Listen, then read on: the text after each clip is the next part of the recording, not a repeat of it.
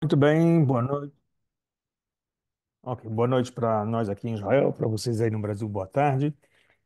Vamos continuar com a segunda aula relacionada ao tema de Kashrut, o Kasher. Aula passada fizemos um apanhado um pouco sobre a parte filosófica, sobre o significado do Kasher.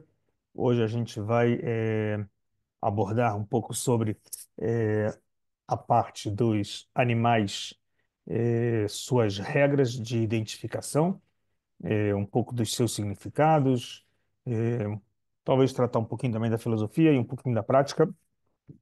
E, logicamente, se tiver perguntas, dúvidas, a gente vai poder estar respondendo aqui ou no grupo do WhatsApp, ok?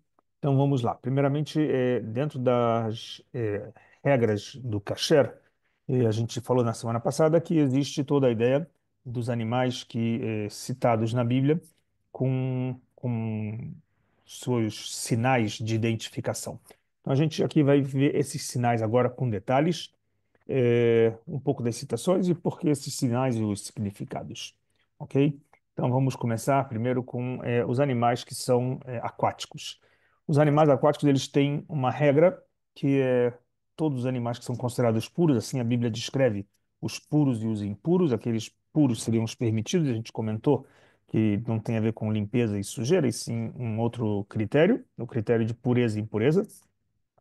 E com relação a todos os animais que são aquáticos, os que possuem barbatanas e escamas, eles que vivem no mar ou nos rios, todos esses que têm barbatana e escama, eles são animais puros, são animais aquáticos puros. Então, aqui já é uma regra muito simples. Mas, curiosamente, na Torá, quando cita essa parte dos animais do mar ou de água, aquáticos, ele fala de animais que eles tenham barbatana e escamas e que vivem, estão dentro da água, dentro do mar ou do rio. É interessante, porque se fala de um animal que ele é aquático, ele a princípio estaria dentro do mar ou dentro do rio, dentro da água. Porque a Torá precisaria escrever animais aquáticos que estariam com barbatanas e escamas dentro d'água. Então, isso é uma pergunta muito curiosa. Antes da gente responder, eu vou contar uma outra curiosidade. Uma curiosidade é que todos os animais que têm escamas, eles têm barbatanas. Ou seja, a Torá poderia escrever puramente todos os que têm escamas, que logo saberíamos que têm barbatana. Mas a ideia é porque tem um animal, um peixe, de que ele, quando sai da água, cai as suas escamas. Então a gente poderia imaginar que talvez ele não seria kasher. E aí vem exatamente o detalhe da Torá quando fala de animais que estão dentro d'água, ou seja, ele tem que ter escama quando ele vive dentro d'água. Se ele sai da água e cai suas escamas, ele continua sendo kasher. O fato dele fora d'água não ter escama não é essa regra. Então, uma curiosidade que tem aqui. Mais uma curiosidade com relação à parte dos animais que vivem em água, tem uma curiosidade muito interessante que ela vai trazer uma visão, uma observação da vida aquática, mas também nos traz uma lição, uma mensagem talvez um pouco mais filosófica. E é a seguinte: entre a observação de todos os peixes que nadam em rios de água doce, os peixes que nadam contra a maré, todos eles vão ser kasher. Todos eles têm escamas e barbatanas. Muito curioso de que não encontraram nenhum peixe que nada contra a maré em água doce que ele não tem escama. Todos têm. Em observação, assim foi encontrado. Não acharam até hoje nenhum peixe que nada contra a maré. Isso é uma coisa muito curiosa, porque, primeiramente, a gente vai identificar aqui um sinal talvez não físico no animal, mas um sinal de ideia, a ideia de nadar contra a maré. Ou seja, normalmente os peixes em água doce estão indo para as suas desovas na nascente do rio e não onde desemboca o rio.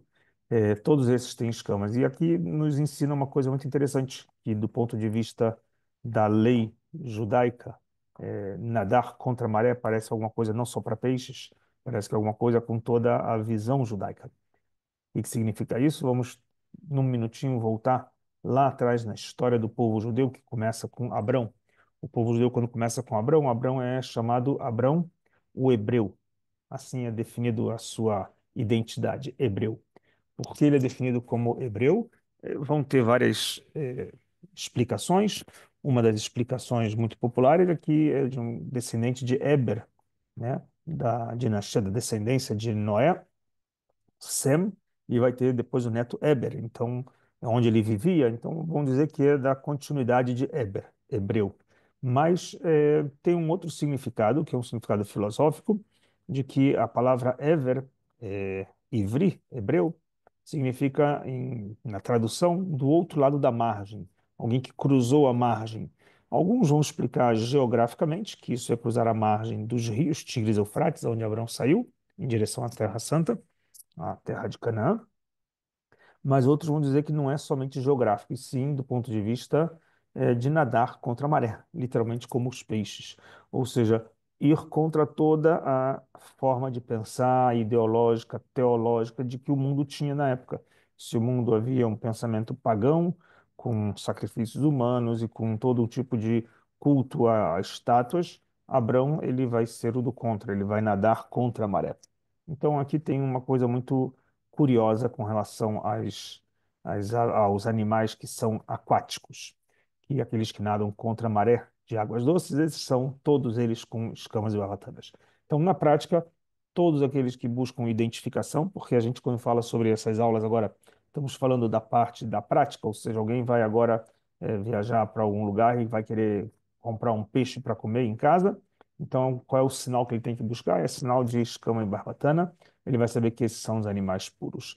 Todos os outros que não têm escama e barbatana são chamados de animais impuros. Podem ser peixes de couro, podem ser outros animais que vivem no mar, que são frutos do mar, lula e todos os outros tipos de espécies de animais que vivem na água.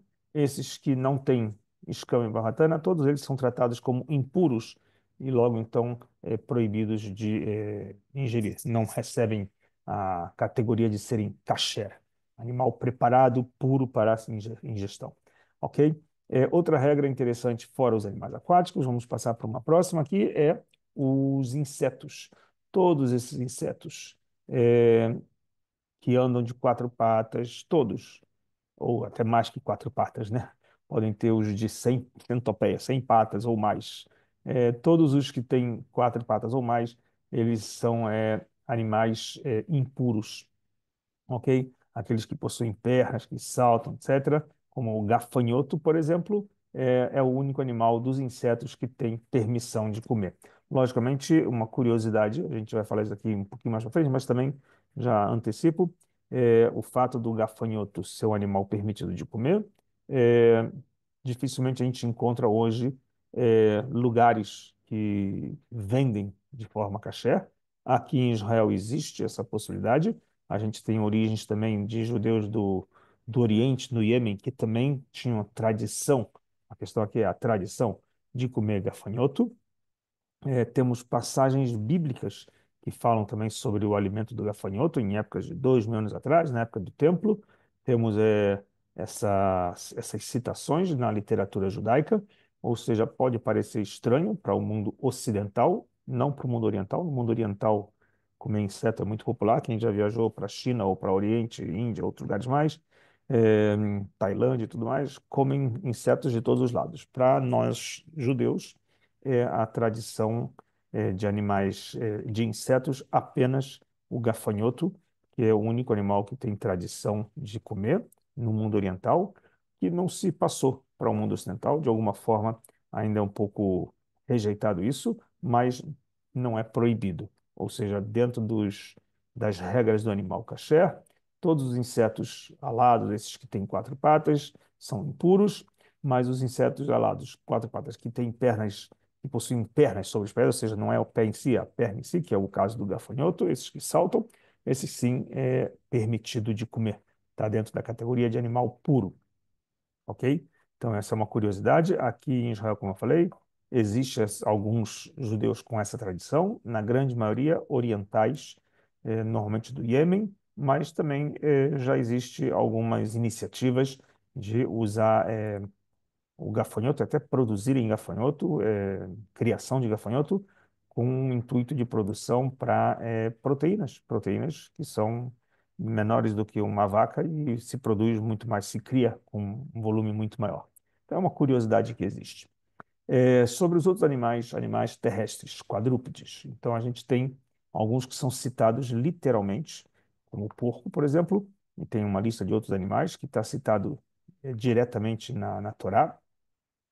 Então, tanto os judeus, e é curioso que também no Islã também não comem porco, no cristianismo apenas os adventistas, todos os outros cristãos comem porco, não tem essa proibição, mas judeus e muçulmanos não comem o porco, porque ele é um animal que não está dentro das regras dos quadrúpedes. Os quadrúpedes têm que ter duas regras: serem ruminantes e terem o casco fendido. O casco fendido é como se fosse uma pata dividida em dois. É, o porco, ele tem a pata fendida, mas ele não é ruminante. Assim como também o camelo, né? O camelo também, ele é um animal que é ruminante, também está citado na Torá, descrito o seu nome. Ele é um animal ruminante, mas ele não tem a pata fendida, ele tem dedos, né? A Torá também vai falar sobre coelho também, lebre, ou seja, tem animais descritos literalmente na Torá, além das regras em si, de ruminante e com pata fendida. Algumas curiosidades específicas com relação ao porco e ao camelo, que são dois animais muito curiosos. Primeiro, porque eles representam duas culturas muito opostas. O camelo representa a cultura do Oriente, do deserto, e é o símbolo do deserto, normalmente. O camelo é o animal das jornadas, das viagens, das peregrinações. É, camelo é citado na Bíblia várias vezes como dos viajantes. O camelo representa, ele é o animal que rumina, ele representa o Oriente, e aqui tem uma dica de pensar um pouco sobre o símbolo do camelo. É, já que ele representa a cultura do Oriente, o fato dele ser ruminante, a gente encontra que é característica forte dos povos orientais, estão ligados à mesma ação do camelo, de ruminar. O que que significa ruminar? Ruminar significa é, ingerir. A ideia de ruminar significa ingerir um alimento e ele vai ficar parte dele armazenado e pode voltar a comer várias vezes. Você, ao longo do dia, você não, né? O animal ruminante, ele vai trazer o alimento para voltar para mastigar novamente. Esse é o papel na estrutura do ruminante. E a ideia de que ele vem, de alguma forma, repetidamente esse alimento, ou seja, está remoendo o que comeu no passado, ou na manhã, ou no dia anterior. Essa é a ideia do simbolismo do Oriente. O Oriente é a cultura que está sempre ligada ao passado, sempre ligada aos valores do passado, olhando para trás, para o nosso histórico. Esse é o lado da cultura oriental, que tem uma relação muito direta com o camelo, já bem diferente do porco. O porco, ele não é ruminante. O porco é um animal que ele tem casco fendido, bem diferente dos cascos fendidos dos outros animais conhecidos que são ruminantes, como, por exemplo, o carneiro, como a vaca. Se a gente olha a pata do porco comparado com a pata de um carneiro, bode, de um bezerro, uma vaca, a gente vai encontrar que existe uma diferença muito curiosa. A diferença é que a pata do porco, ela é voltada para frente, com, apontando para frente, enquanto que o casco dividido dos animais como vaca, carneiro, touro, etc., eles são para trás, para a parte interna. Isso é uma curiosidade e muitos dos pensadores tentam entender qual é o significado. O porco, ele no passado, ele era a representação da cultura ocidental. Ele representou a cultura grega, representou a cultura romana, o porco e os seus derivados, javali, etc. Era muito comum encontrar nos estandartes dos soldados romanos o símbolo do javali, ou seja, era parte do alimento da cultura ocidental. E o curioso dele estar com a pata fendida mostrando para frente tem uma característica muito interessante do mundo ocidental. Quando ele mostra para frente, ele está de alguma forma mostrando a sua primeira impressão, a sua fachada, a sua característica externa, diferente do ruminante, que é uma coisa interna, né, do seu interior. Então, o porco ele representa a fachada, ele representa a aparência, não o que está por trás, não o que está dentro, é a aparência apenas. Então, aqui vem uma coisa curiosa também sobre a cultura ocidental que dá a ênfase para a questão externa. A gente conhece um pouco da cultura grega, que prezava muito pelo fisiculturismo, pela cultura do corpo, do trabalho do corpo. Então, aqui a parte externa e não da parte do espírito, nada do interior. Então, tem uma comparação muito bacana entre porco e camelo como representação de dois extremos, Oriente e Ocidente. E para os judeus, a lei bíblica é de que não pode ter não pode ser só ruminante e também não pode ser só casco fendido. Tem que ser também casco fendido e também ruminante. Ou seja, tem que ter os dois, o lado externo e o lado interno.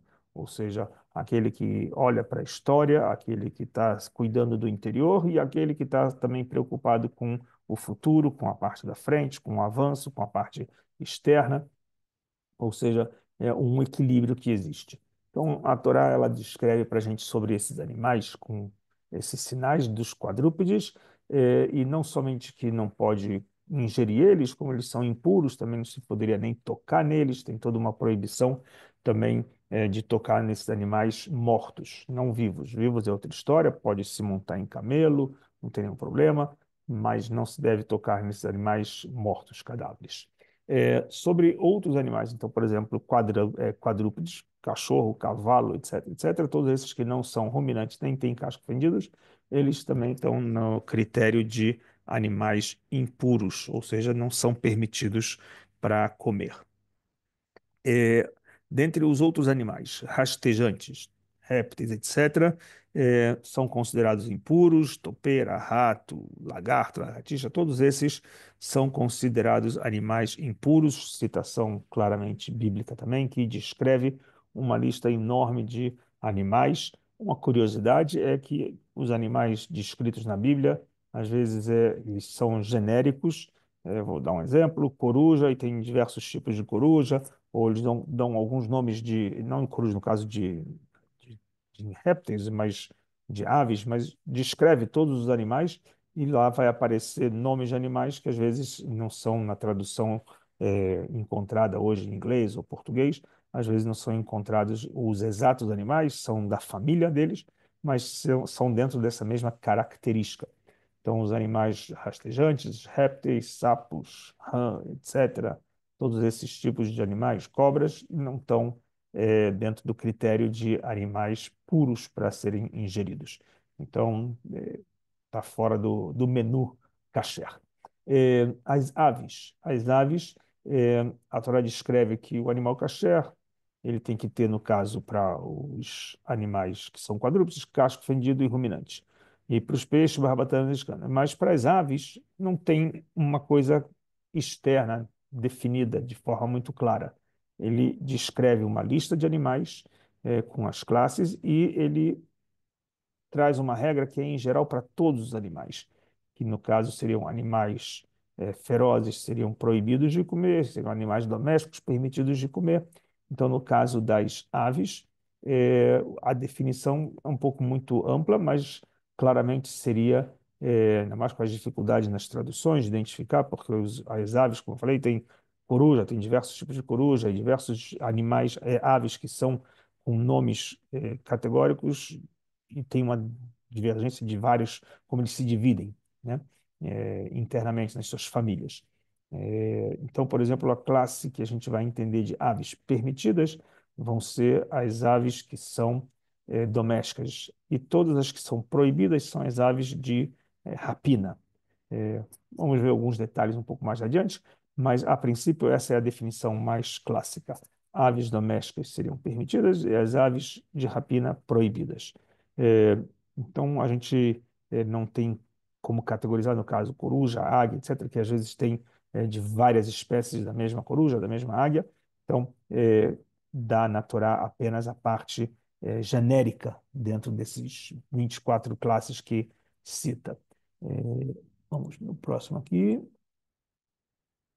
Para entender um pouco mais, na tradição, a Torá ela descreve umas regras e a Torá oral vai esclarecer.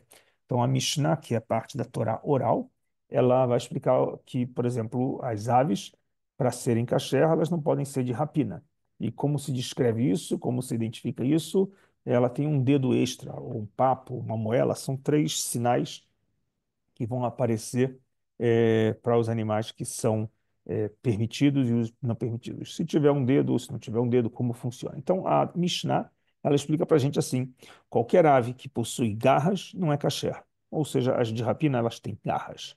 E essas daí é uma forma muito genérica também de dizer garras, porque as garras depende de como elas são, com dedos para frente, com dedos para trás, vai explicar aqui a Mishnah e vai trazer alguns detalhes. Ela vai falar, por exemplo, um pássaro que apanha sua comida com as suas garras e levanta do chão para a sua boca. Esse é um animal que não é permitido de comer, não é kasher. Agora, tem pássaros que segura sua presa com as suas garras e quebra em pedaços para comer. Também é proibido. O pássaro que atinge a presa com os pés e ingere sua presa enquanto está viva também é um animal das aves de rapina. Também entra no critério de uma ave que é proibida de se ingerir.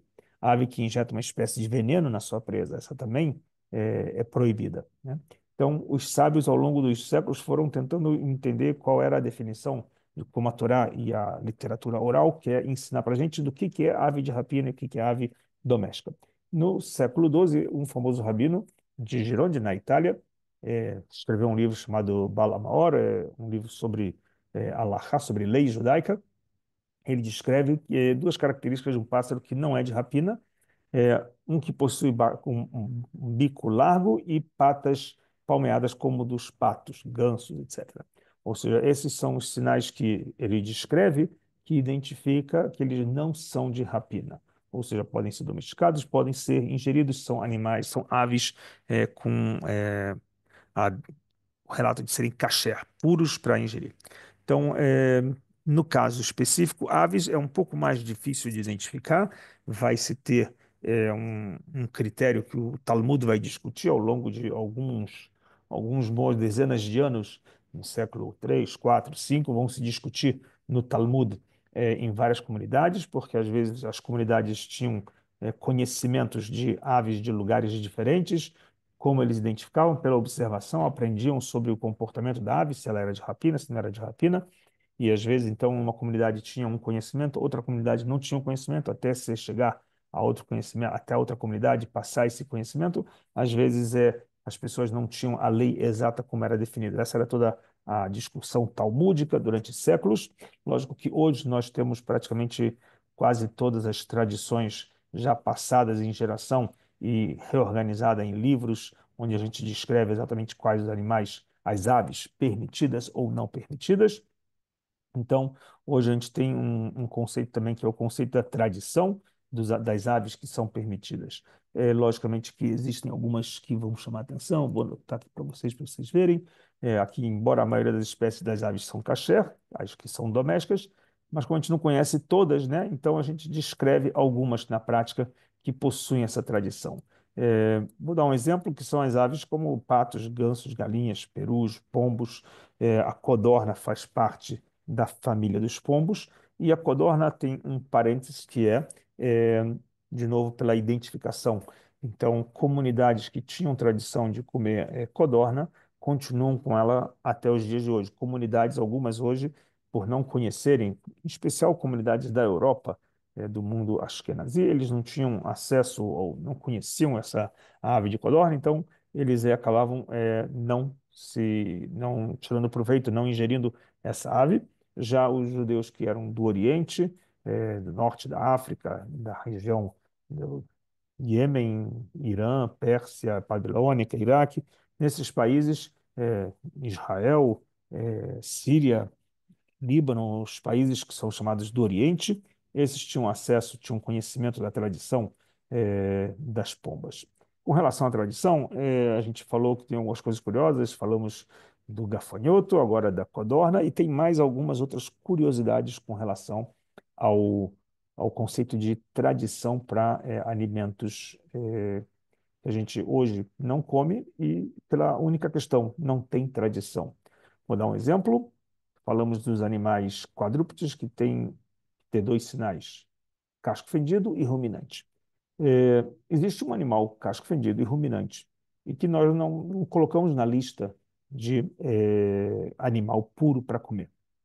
Não colocamos ele na categoria de um animal kasher. E que animal é esse? É a girafa.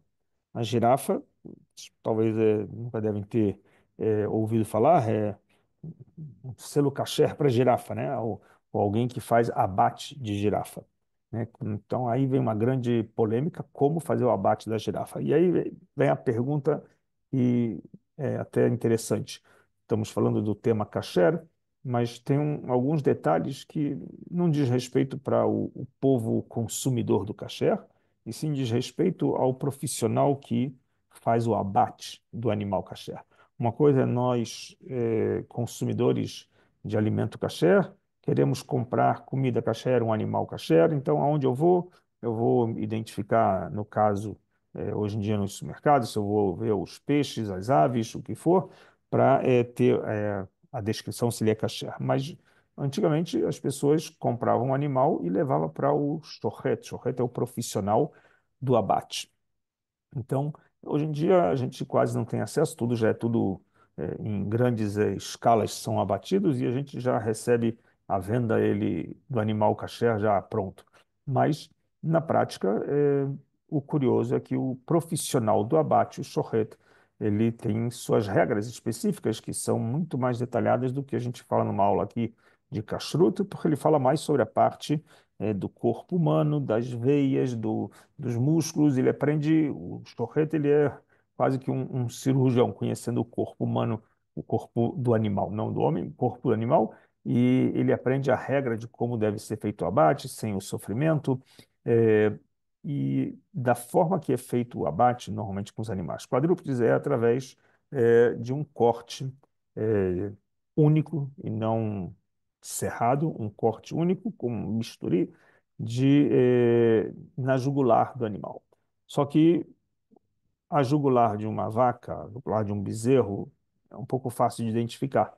A jugular de uma girafa é um pouco mais difícil. É, e não sei, eu mostrei na foto aqui, não sei se vocês viram na aula passada a foto, vamos mostrar aqui novamente a foto aqui do animal, normalmente o abate do animal aqui, vê ele cortando a jugular do animal. Normalmente o animal de porte grande é colocado deitado, às vezes de cabeça para baixo, às vezes prendem o animal de cabeça para baixo para ser mais fácil. Então imaginem uma girafa com o tamanho do pescoço dela, é um pouquinho difícil de identificar onde fica a jugular. Então, nesse sentido, não tem tradição histórica ao longo de gerações é, que se come carne de girafa. Ou seja, é um animal permitido, é um animal puro, mas pelo critério da tradição, nós acabamos não ingerindo o animal. Então é uma coisa muito curiosa. Então, praticamente a gente viu algumas regras com relação aos animais e os alimentos que são kasher. Então, vamos fazer um resumo desses dois encontros de domingo passado e desse domingo sobre os animais e mais algumas regras que não são apenas as categorias de animais. Então, falamos que a lei da kashrut, ela tem as suas regras do que é permitido, do que é proibido, dos animais puros, dos animais impuros. É, então, temos alguns conceitos que falamos na semana passada, que não é somente a escolha dos animais, é também o uso deles, se eu misturo a carne com o leite, que também é proibido, se eu como o sangue, também é proibido, ou seja, tem todo o processo, não apenas da escolha do animal, como a gente falou, tem categorias, tem os animais selecionados, mas tem um processo, uma vez a palavra explicada aqui, kasher significa preparo. Esse preparo, então, envolve todo um processo que vai não somente da escolha do animal, mas também como preparar ele, o que mistura, o que não mistura.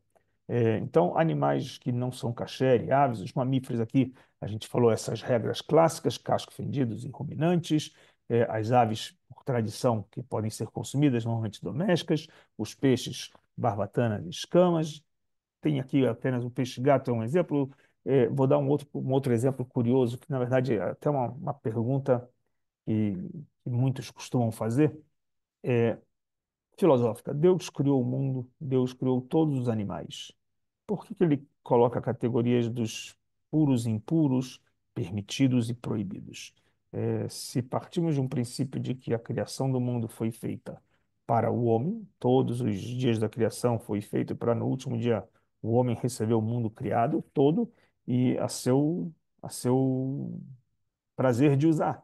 Ou seja, o mundo foi criado para o homem desfrutar.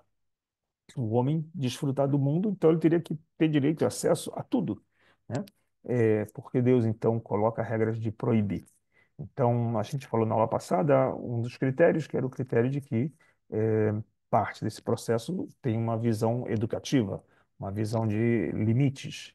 Mas também eu falei na aula passada, eu quero dar ênfase agora, uma vez que temos as categorias aqui dos animais, tem uma curiosidade. A curiosidade aqui dos animais que são impuros, proibidos, Deus coloca a dispor do ser humano alguma coisa similar a esse, no sentido de gosto, e vai dar o prazer para o homem. Ou seja, você quer ter o prazer desse animal que é impuro, seja uma ave, seja um fruto do mar, ou seja um porco, o que for, você vai ter desse mesmo gosto em algum outro tipo de criação, pode ser animal, vegetal, o que seja, algum outro produto criado por Deus e vai ter o mesmo sabor. Ou seja, você não vai deixar de ter o prazer daquilo que Deus criou, porque Ele criou alguma outra coisa similar, que é permitido com o mesmo sabor. Essa é a visão filosófica que muitas vezes a gente tem que trabalhar para descobrir qual é o sabor das coisas proibidas eh, dentro dos lugares ou das criações que são permitidas de comer. Então, assim explicam alguns pensadores que na nossa pesquisa a gente vai descobrir que existe algum peixe que tem um sabor de uma carne, da sua carne parecida com o sabor do porco. E assim, outros vão descobrir que talvez de formas até mesmo químicas pode-se encontrar os sabores de coisas que normalmente seriam proibidos. Então, a ideia de que Deus dá para o homem a sabedoria de buscar, encontrar das coisas permitidas tudo aquilo que talvez ele vê o prazer daquilo que é proibido e ele vai encontrar dentro do permitido alguma coisa com o mesmo sabor, com o mesmo gosto, com o mesmo prazer. Então, isso é uma curiosidade que tem com relação à parte do kasher, né? Os animais, como a gente falou, tem os invertebrados que não são kasher, apenas os tipos de gafanhotos que a gente citou, apesar das poucas comunidades, né, não terem tradições, pouquíssimas têm, a maior parte das comunidades não tem tradição, pouquíssimas têm essa clareza de comer o gafanhoto. Sobre os animais, então falamos de escolhas do animal. Escolheu o animal, beleza. Agora tem uma regra, como você faz o abate. Esse profissional que a gente falou, que é o shochet, o profissional que trabalha com o abate do animal, ele tem que processar esse abate. É, Se você encontra um animal morto no chão lá, uma vaca, a vaca é um animal puro, um animal kasher, mas se encontra uma vaca morta no chão, é, você não sabe se ela foi abatida, se não foi abatida, se não, ou um pedaço da vaca só. Então, isso é um animal que, uma vez que ele não foi abatido dentro das leis corretas de cortar a jugular sem fazer o animal sofrer isso tudo, então esse animal ele é um animal puro, mas ele não está dentro do critério kasher. Ele vai ser chamado em hebraico de nevelá, ok? É um animal que não foi feito o abate da maneira adequada. Então, imaginem que em muitos lugares, às vezes, abatem um animal com sangria ou com uma injeção, um veneno, ou algum tipo, um tiro na cabeça, ou seja, de alguma forma vão abater o animal. É um animal que ele é puro. A priori, ele está dentro do critério de ser kasher, mas uma vez que ele não foi feito o processo de abate dentro das leis, ele acaba não entrando dentro do critério de ser um animal kasher e vai receber o nome de nevelá em hebraico. Agora, um animal que passou por um processo que é selecionado, escolhido, é um animal puro, é uma vaca, um carneiro, etc., ou um frango, o que for, mas ele tem um defeito, uma lesão, pode estar com um osso quebrado, pode estar com um pulmão furado, pode estar com alguma deficiência física, e às vezes só vai descobrir depois que é feito o abate, porque depois que é feito o abate, aí vão abrir o animal, etc., e vão descobrir que ele estava com um osso quebrado, ou ele estava com um pulmão furado, alguma coisa assim. Então, esse animal, ele entra com o nome de treifá, ou seja, ele foi escolhido, foi abatido, mas não se encontra pleno, um animal inteiro, com saúde para poder servir de kasher. Porque o kasher é um animal puro e se ele tem algum tipo de deficiência, algum tipo de problemas internos, ele vai ser descartado do sentido de ser permitido para comer. Se consegue identificar isso antes do abate, melhor. No caso de um animal com pata quebrada ou o que for. Mas às vezes só vão encontrar coisas como o pulmão colado, algum furo no pulmão, coisa assim.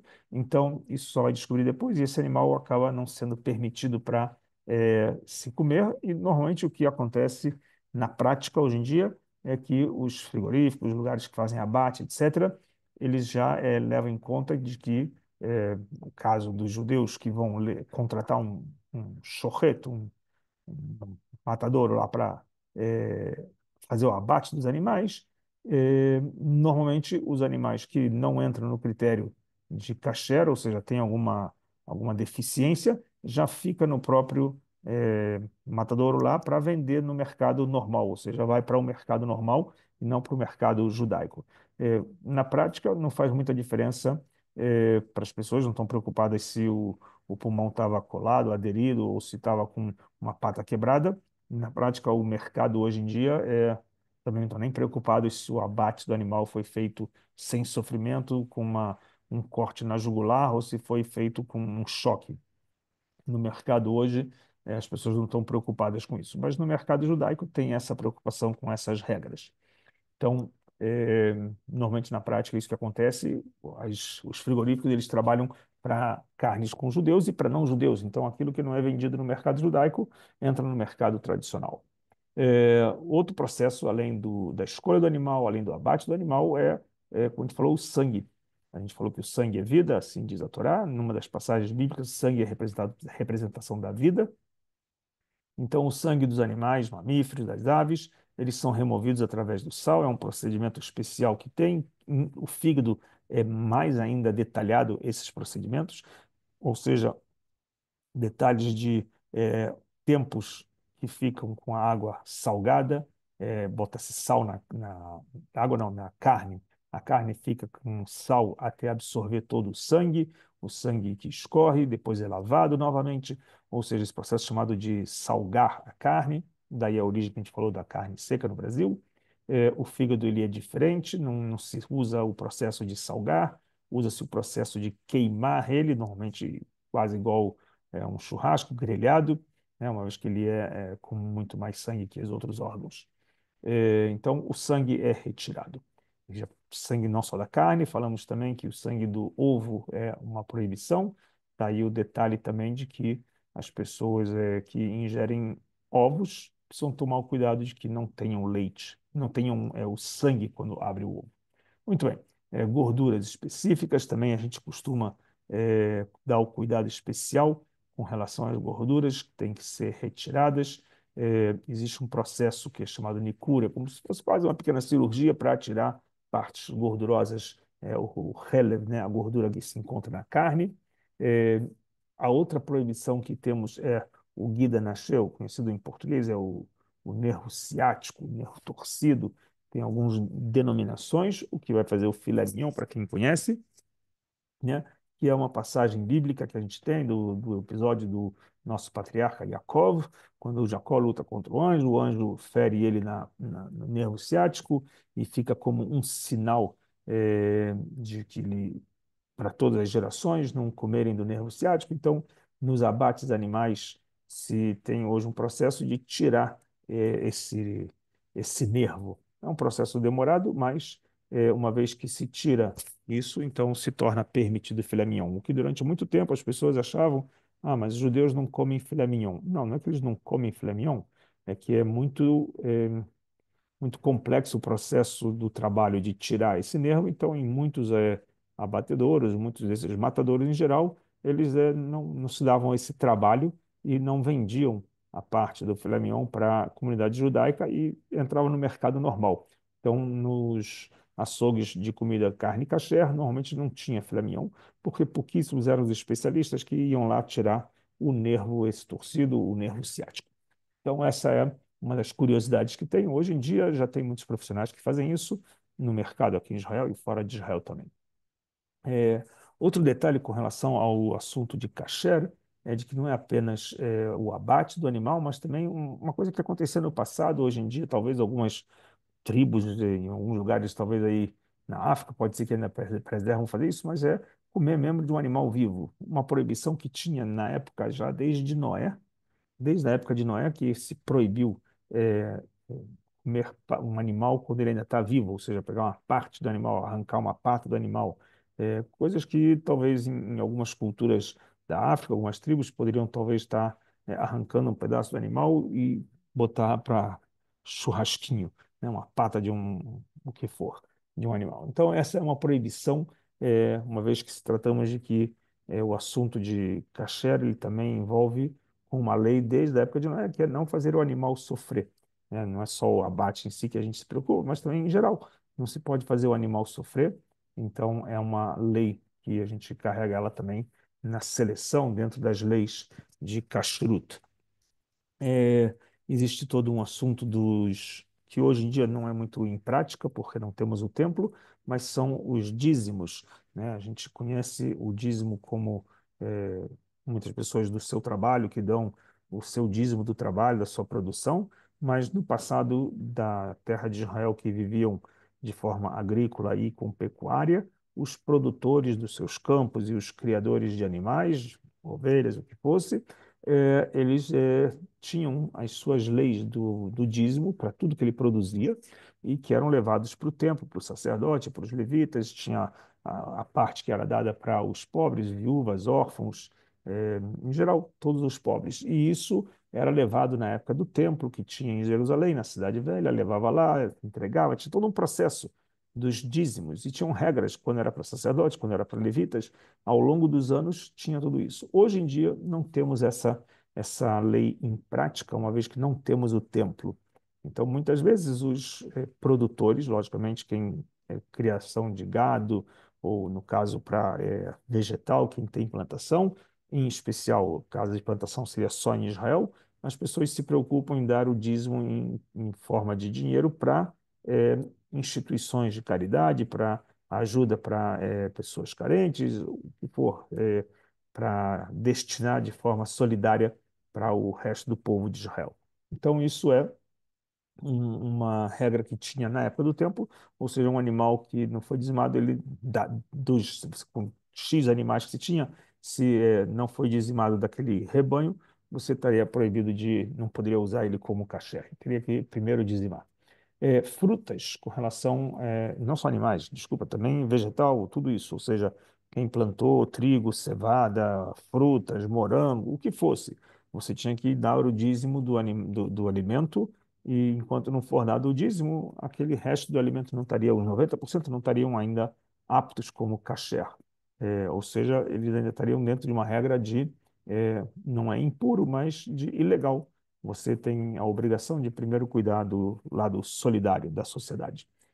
Frutas tem uma regra muito curiosa, é uma regra que leva o nome de Orlá. Orlá é uma regra ligada às frutas nos primeiros 3 anos, que elas são proibidas de serem consumidas, né?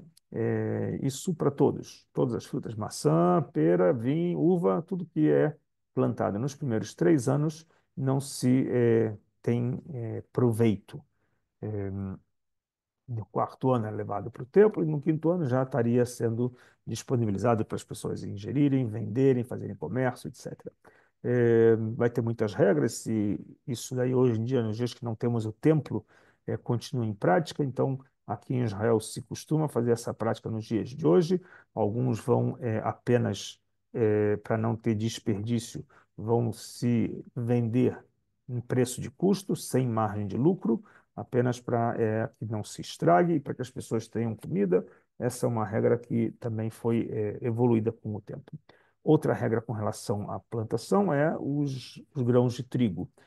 A cada estação de trigo, uma vez por ano, quando é feita a estação, se espera a marca da passagem da festa da Páscoa, do Pêssar, da primavera que a gente comemora, aonde é tratado como uma nova safra. E aí se discute se pode comer a nova safra a partir de quando. Então temos as regras de Pessah até Shavuot, as regras da contagem do Homer, que era uma oferenda que se levava para o templo medida agrícola, então tinham que esperar a oferenda para poder ter proveito do novo grão, da nova safra. Então, isso também é uma regra que também era na prática usada no templo. Hoje em dia, muitas comunidades resgataram essa tradição, não passa a ser uma obrigação para os grãos plantados fora de Israel, mas se tornou parte de memória dessas leis e continuam se colocando em prática para não se perder a tradição. É, Mais um alimento que tem um assunto de kasher, não kasher, é o vinho. O vinho, onde tem algumas regras, em especial na tradição, para o vinho, a gente tem todo o assunto de que desde o processo da colheita da uva, do processo de amassar as uvas e deixar a fermentação, acompanhar todo o processo, desde o fazer, ver, até ser engarrafado o vinho, esse processo para ser tratado como um vinho kasher, tem que ser feito exclusivamente por judeus. Normalmente, vinhos que são feitos por não-judeus, eles acabam não entrando no critério de kasher, uma vez que no passado os vinhos eram usados para rituais religiosos, ainda hoje são usados para rituais religiosos, menos problemáticos, uma vez que hoje em dia não temos o conceito de idolatria, de cultos pagãos, mas no passado era popular isso, o culto pagão, o culto idólatra, e feitos com vinho. Então, dessa forma, os judeus faziam seu próprio vinho para não se misturar e correr o risco das pessoas estarem usando vinhos que são usados para cultos de idolatria. Isso era uma regra no passado e que é válida até os dias de hoje. É, Existia também o uso do vinho no templo, então toda essa regra tinha que ser muito bem tratada desde o processo dele colher a uva até engarrafar o seu vinho. Isso segue até os dias de hoje. Outra regra que falamos do kasher, a gente já comentou isso na aula passada, um pouco da mistura da carne com leite, explicamos um pouco dos seus significados também, mas aqui vamos resumir um pouco isso. Essa lei se deriva do mandamento que repete 3 vezes na Torá, durante 3 passagens bíblicas no Pentateuco, vai falar não cozinhar palavra Begdimo, está falando, na verdade, o leite com o bezerro da mãe. Você não usa o termo da criança, aqui escrito uma criança, mas é o filhote, né? É, ou seja, não se mistura o leite com a carne. A discussão talmúdica ficou entre os animais que são mamíferos, mas se elevou também para o assunto de que não é só a questão do mamífero em si, e sim dos animais que têm sangue não misturar com o leite. E aí então se levantou esse debate no Talmud, há mais de 1000 anos atrás, onde então questionaram se as aves que não têm leite nas suas produções, não são mamíferos, mas elas têm sangue. Então, será que a ave também pode misturar com leite ou não? E aí uma discussão que levou muito tempo e ficaram numa incógnita, ficaram sem respostas e tomaram a decisão de que vão esperar até a vinda do Messias para saber qual é o correto. Até chegar essa vinda do Messias, então, todos os animais que têm sangue não misturam com leite, não apenas o bezerro, o bode, carneiro, que vão, que são animais mamíferos e que têm sangue, mas também aves que têm sangue não misturam com o leite. Então, é uma curiosidade a mais que essa lei, ela é uma lei que pode voltar um dia a, talvez, fazer frango com leite. Talvez. Isso pode chegar o dia que acontecer, quando vier o Mashiach e ensinar para a gente qual é a maneira correta de interpretar. A interpretação nossa, dos sábios ao longo dos séculos, ficou pendente, ficaram em dúvida, chegaram a um empate e falaram, olha, para desempatar, só o Messias mesmo. Então, até chegar nesse momento, a gente vai ser mais rígido e não vamos correr o risco de misturar carne com leite. Então, não se mistura frango com leite. Então, o estrogonofe fica sem uso, a não ser que queiram usar leite de coco, leite de soja, etc., ou carne de soja. Muito bem. Existe uma regra também ligada à parte de kasher para as plantações que são chamadas kilaim. Kilaim significa, não sei se em português essa é a tradução melhor, juntas, mas é enxertos que é feito entre duas espécies de aves, de árvores, onde enxertam elas para nascer um terceiro tipo, né? Isso existe na agricultura e aqui em Israel se cuida muito de que essa lei seja preservada dependendo do tipo, se é o mesmo vegetal, se é o mesmo grão. Então, essa lei vai ser muito cuidadosa. Tem detalhes de como fazer isso, do que é permitido, do que é proibido. Então, quando se é feito esse enxerto, tem que ter algum especialista para entender, antes de definir se realmente o fruto novo é um fruto permitido ou é alguma coisa proibida. Eh, então, abrir aqui, vou botar um pouquinho um zoom para a gente ver melhor. Aqui as leis, por exemplo, de um leite. A gente costuma dizer que o leite ele é, a princípio, permitido apenas dos animais que são kasher. Ou seja, se a gente falou que o camelo não é um animal kasher, ele é um animal que não está dentro das regras de ser também ruminante e também pata fendida, porque ele só é ruminante, então ele não está dentro do critério de kasher. Mas o camelo, a camela, ela tem leite. Pode-se tirar o leite do camelo. Então, será que o leite do camelo é permitido de comer? Então, a regra é que só o que podemos tirar de um animal kasher, o que sai é kasher. Um animal que não é dos animais puros, então o que eu posso tirar dele não é permitido. Então, leite de cabra não seria permitido, desculpa, leite de camelo não seria permitido, é, apenas leite de animais que são kasher, animais puros. Agora, esse processo tem, de novo, uma regra muito interessante, que é a regra do Halav Akum. Akum é um termo que muitos dos sábios hoje já não usam ele. Akum significam idólatras, pessoas que serviam, adoravam estrelas, adoravam divindades pagãs. Então, nos dias de hoje, que nós não temos mais esse conceito, uma vez que é, o mundo está dividido em grandes religiões monoteístas, seja ela cristianismo ou islamismo, elas não entram no status de claramente como uma religião pagã. Então, é uma regra que é muito discutida, mas se preserva a tradição de que um judeu deve estar supervisionando todo o processo, desde da ordenha do leite até chegar na produção final do leite em saco, em pote, de onde for, em garrafa, e dessa forma ele observou e cuidou de que esse leite não é observado por idólatras. Hoje em dia é um pouco polêmico isso, uma vez que quase não temos mais idólatras, mas ainda assim a lei se preserva. Então, existe o chamado Halav Akum, o Halav Israel, e tem alguns que vão chamar o Halav sem categorias, porque não tem mais idólatras e pode ter sido feito por algum não-judeu que acompanhou o processo. É leite, confirmando que é um leite de vaca, um leite de cabra, de um animal kasher, então entraria no critério de kasher. Os queijos, a mesma coisa. A questão do queijo tem apenas um detalhe, que é a produção do queijo pode usar coalho, que são formas de fermentar, às vezes de animal não kasher ou de algum outro tipo de produto que químico até que seja, tomando cuidado que tenha que ser também, quando é químico, com os produtos que seriam de origem kasher também. Às vezes misturam coisas que são de animais não kasher e acaba entrando na proibição. Então, o queijo é algo também que vai se preocupar na produção do kasher, não kasher, qual é a sua origem, né, como ele foi feito.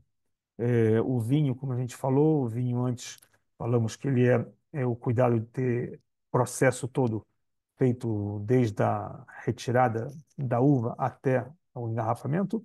Então, os vinhos que não foram observados por judeus não tem nenhum tipo de problema de ser de algum outro proibição, a não ser que é chamado de um vinho stam, um vinho sem o selo kasher. Ou seja, não é que ele é uma coisa taref ou nevelá, não está naqueles critérios dos animais que é impuros, mas ele não é utilizado porque pode ter sido usado ou pode ser usado para fins de idolatrias, né?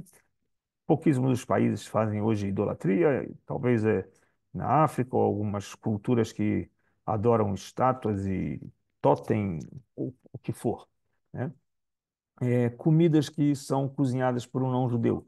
De novo, vai entrar no mesmo critério, o critério de Akum. Uma lei que foi preocupada, essa lei, quando foi feita, a preocupação grande era de que, através do alimento, através de comer juntos, as pessoas se confraternizam, se unem, né? As pessoas se encontram e saem para comer, vamos sair para comer. Ou seja, o alimento em conjunto é uma vertente de aproximar as pessoas. Então, a preocupação que tinha a comunidade judaica ao longo dos séculos é de as pessoas se assimilarem e largarem a religião judaica para outros cultos, no caso passado, idolatria.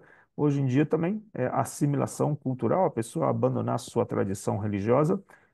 Então, para isso, se preocupou de que o alimento tenha que ser feito por algum judeu, alguém que está cuidando todo o processo, desde cozinhar, preparar a farinha, o pão, tudo, acender o fogo, todo o processo de preparar a comida por algum judeu que esteja acompanhando isso tudo. Isso é uma forma de preservar a integridade comunitária. Logicamente que não é uma regra de que o alimento não é kasher, mas ele só não é cozido dentro das regras ideais, porque pode correr o risco de ter pessoas, novamente, o conceito de akum é um conceito que é muito usado, mas pouco prático nos dias de hoje. Grande parte dos sábios, ao longo dos últimos séculos, já explicaram que não temos hoje a idolatria como era no passado.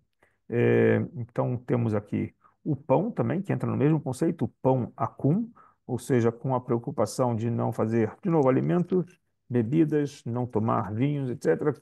Pão, vinho, tudo isso com o cuidado de não gerar os encontros sociais a ponto de largarem o judaísmo, uma vez que as pessoas vão se casar com outras religiões e abandonarem, abrirem mão do judaísmo. A religião judaica se preserva muito com todas as suas leis, como forma de preservação da sua integridade, da sua tradição comunitária, ou seja, para que se mantenha de geração para geração. Ou seja, essa é a grande parte da preocupação das leis também, de que nos preservemos não somente físico, mas também espiritualmente, né? A minha continuidade espiritual. O último item que tem aqui é o risco para a saúde, ou seja, coisas que são misturadas, por exemplo, peixe com carne, uma proibição que existe. Por quê? Porque se você come peixe com carne junto, você pode se de forma não proposital, mas ingerir, colocar um pedaço de peixe achando que é carne e tem espinho e pode colocar a tua saúde em risco. Você pode se engasgar com um espinho. Ou seja, quando a gente come uma carne, a gente sabe que tem uma carne e sabe que um osso é um osso, não vai ter espinho pequeno. Então é um osso, então você identifica. Mas quando é peixe, você não vê o espinho. Então, se você coloca na mesma alimentação, no mesmo prato, peixe com carne, pode talvez correr o risco de você engolir, né? Engolir ou pôr para comer uma espinha e se ferir, colocar a tua saúde em risco. Então, essa é uma regra que os nossos sábios também orientam que não comemos no mesmo prato o peixe com a carne. Ou seja, pode ser na mesma refeição, mas de preferência um prato separado do outro. Ou seja, primeiro você come o peixe e depois você come a carne e assim você está em dois pratos separados, você não vai correr o risco de, por algum engano, ingerir uma espinha e se machucar, se ferir. Então a gente vê aqui que parte das preocupações das leis do kasher, elas estão ligadas com a parte física, com a parte espiritual e com a parte comunitária, ou seja, não é apenas como muitas pessoas às vezes param e pensam, não, o kasher é uma dieta saudável. É uma dieta saudável, sim, mas não é só para o corpo. É uma dieta saudável para o espírito, é uma dieta saudável para a comunidade, é uma dieta saudável para a preservação da tradição e da comunidade judaica de geração após geração.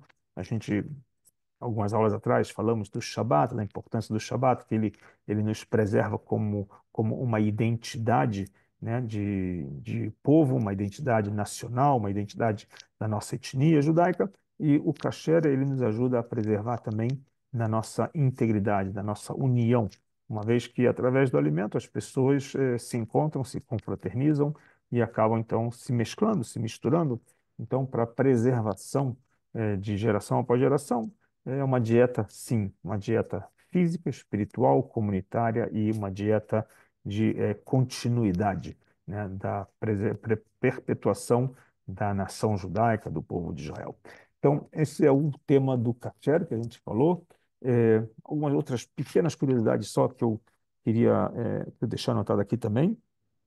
É, uma coisa bem curiosa é que quando se descreve sobre todos os animais, uma pergunta que muitos fazem é: da onde Moisés sabia tanta zoologia, tanta botânica, tanta, de onde ele sabia tanta descrição de tudo isso? Então, uma das regras interessantes é que aqui a prova clássica de que Moisés, ele, quando entrega a Torá para o povo de Israel, com todas essas regras do mundo animal, Moisés vivia no deserto do Egito, vivia num país onde, quanto ele conheceu, quanto ele viajou, viajou para a Etiópia, foi o seu lugar mais ao sul, extremo sul que Moisés foi, saindo do Egito, ele foi até a Etiópia. Para onde mais ele viajou? Quanto ele conheceu do mundo? Outros continentes ele não teve muita oportunidade. Mal conheceu um pouco do lado da Jordânia, nem entrou em Israel. Ou seja, qual era a grande noção que tinha Moisés do mundo com toda a sua fauna e flora? E ele descreve com os animais e coloca nomes específicos, etc. Então, é uma regra muito interessante de que desde que a Torá foi dada, não encontrou nenhum outro animal com as regras diferentes dessas que tem. Ou é ruminante, ou é todas as regras que tem na Torá são todas encontradas em todas as pesquisas feitas nos 5 continentes ao longo de todos esses séculos de biólogos e zoólogos que pesquisam, pesquisam, pesquisam e nada fugiu à regra que foi colocada por Moisés desses animais. Então aqui uma coisa curiosa, por quê? Porque não que Moisés era sábio, mas é uma prova de que a Torá não é uma literatura que foi dada por um homem sábio. A ideia toda de que a Torá foi Moisés usado como um instrumento, como um profeta, como um portador de mensagem de Deus, e não que é da cabeça dele, que ele estudou na faculdade do Cairo sobre biologia, botânica, zoologia, e ele saberia dizer o que que é bom, o que que não é bom. Não, a regra é exatamente que tantos detalhes dos animais, nomes e todas as descrições, é uma regra que nos faz pensar de que a Torá, então, na verdade, ela é uma passagem que Moisés nos entrega da sabedoria divina do Criador para nós como criações, criaturas. Ok?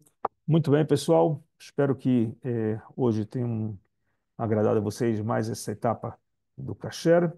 E, se Deus quiser, estaremos divulgando já o horário também para o próximo domingo, a princípio na mesma hora, com o tema da próxima aula. Um abraço para vocês. Boa noite. Perguntas vocês podem também, se quiser, fazer tanto no YouTube quando for ao ar, como também no grupo do WhatsApp. Um abraço. Um abraço, muito boa aula, obrigada. Obrigado, obrigado. Tchau, tchau.